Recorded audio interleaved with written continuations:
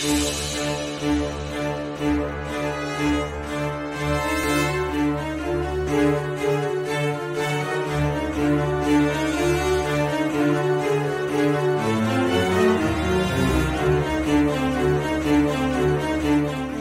and subscribe. नमस्कार, मी advocate Dadasaheb आपल्या सर्वांचं या आपल्या यूट्यूब चॅनलवर स्वागत करीत आहे.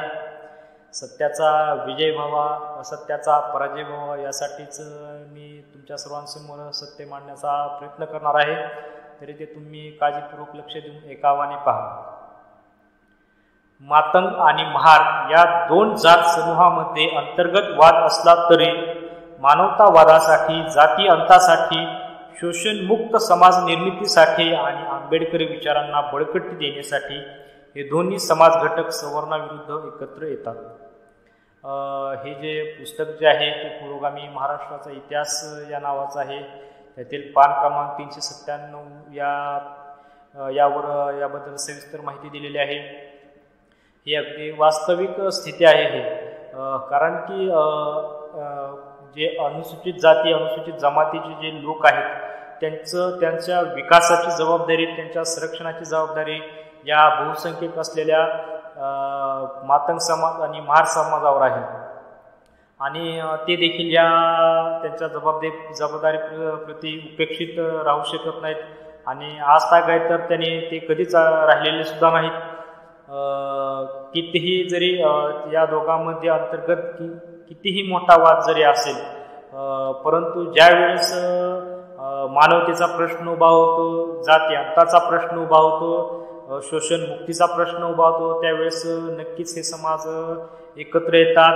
आणि आद्य क्रांतिगुरू लहुजी वस्ताद साळवे, महात्मा ज्योतिबा फुले, डॉक्टर बाबासाहेब आंबेडकर, साहित्य सम्राट अण्णाभाऊ साठे यांच्या विचारावर ते कुठेतरी एकत्र येतात आणि अन्यायाविरुद्ध लढण्याचं काम करतात. ते नेहमीच या महापुरुषापासून त्यांना एक विचार मिळालेला आहे.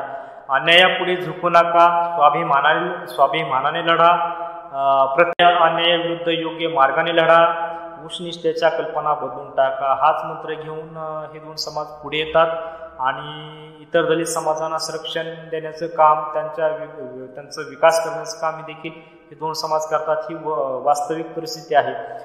जर हे दोन समाज जर बाजूला सरकले तर इतर जे दलित समाज जो आहे तो अल्पसंख्यक असल्यामुळे स्वतःचं ते संरक्षण करू शकणार नाही आणि विकासाचा त्यांचा जो प्रश्न जो राहील तो सार्वत्रिक पातळीवर त्यांना तो मांडता येणार नाही. त्यामुळे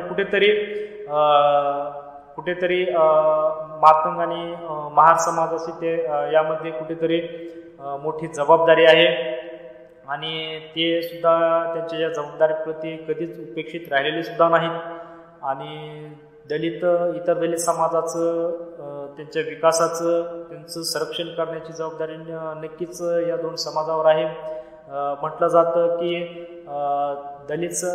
मातंग समाज आणि महार समाज हे एका रथाची चाकं आहेत आणि एक जरी रथ जर अडकला तर या दोन्ही समाजाचं आणि त्याच्यावर स्वार होणाऱ्या इतर दलित समाजाचा विकास होणार नाही.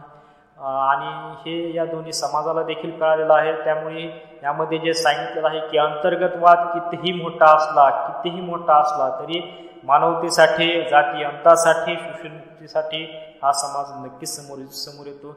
आणि ही सत्य परिस्थिती आहे जे मी तुमच्यासमोर मांडलेले आहे. सत्याचा विजय व्हावा म्हणून सत्यमेव जयते हे व्यासपीठ मी यासाठीच तुमच्यासाठी घेऊन आलेलो आहे.